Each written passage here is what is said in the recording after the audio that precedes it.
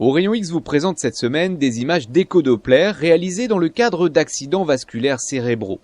Un examen qui permet aux côtés du scanner ou de l'IRM de localiser la lésion causale, mais également d'évaluer le retentissement hémodynamique sur la circulation intracrânienne, à la recherche d'éventuelles suppléances dans le polygone de Willis.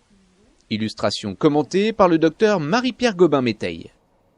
Je vous ai mis une image où on voit sur une carotide interne, on est assez distal, on est juste avant l'entrée du canal pétreux sur une carotide interne gauche ici, avec pour ceux qui font un peu de Doppler, donc un graphe de sténose serrée qu'on va pouvoir entendre, puisque nous on travaille en temps réel avec du son qui donne en fait d'autres informations. Cet enregistrement met en évidence la sténose très serrée ici, avec ici donc l'aliasing couleur au niveau de la zone la plus rétrécie sur cette carotide interne. Donc en imagerie intracrânienne, l'exploration est hémodynamique, c'est-à-dire qu'on n'a pas accès à la visualisation de la paroi des vaisseaux, mais au flux, qui est visualisé ici en Doppler couleur, donc sur ici un transcrânien normal. L'image est orientée, donc le nez du patient est à gauche de l'écran et la sonde est sur la tempe du patient.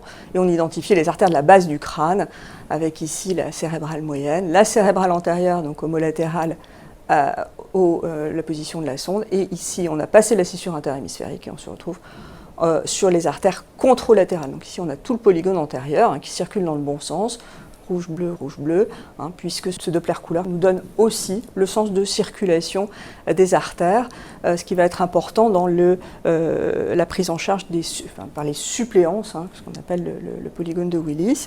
Sur cet examen en temps réel, un examen normal, voilà, c'est ce qu'on voit. Donc avec la carotide interne ici qu'on suit, qui donne la cérébrale moyenne qu'on va suivre ici jusqu'à ces branches M2, et ici le segment A1 de la cérébrale antérieure qui apparaît en bleu, qui est son sens de circulation normal. Et voilà ici, autour du pédoncule, la cérébrale postérieure. Au-delà de la scissure interhémisphérique, on a les artères du côté contralatéral.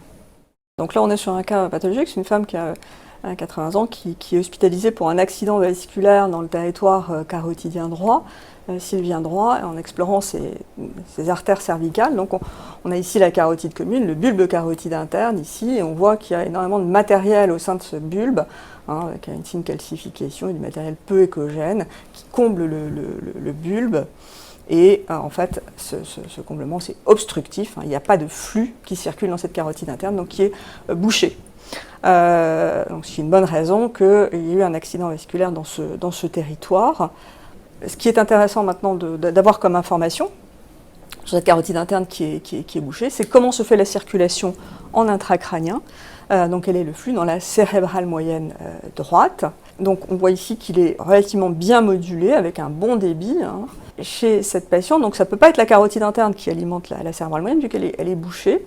Et en fait, si on regarde et si on connaît un petit peu le polygone de Willis, on voit qu'ici le segment A1 au lieu d'être bleu apparaît en rouge, c'est-à-dire qu'il est inversé. Ça veut dire que le flux qui alimente cette cérébrale moyenne vient de l'autre côté, il passe par la communicante antérieure qui va être à ce niveau-là, et donc c'est la carotide gauche qui reprend en charge la cérébrale moyenne droite et qui la reprend bien en charge avec un bon débit et des flux qui sont bien modulés. On a été obligé d'utiliser chez cette patiente ce qu'on appelle un produit de contraste puisque la fenêtre acoustique était un petit peu insuffisante et donc ce produit de contraste nous donne plus de signal et nous a permis donc de bien mettre en évidence, comme vous voyez ici, cette inversion du segment 1 donc qui aurait d'être bleu et rouge et la reprise en charge de cette cérébrale moyenne avec ici segment M1 et les branches de division au niveau de M2. Donc cette patiente en fait qui était peu déficitaire avec un accident de petite taille, avait une bonne reprise en charge hémodynamique malgré une occlusion complète de sa carotide interne cervicale.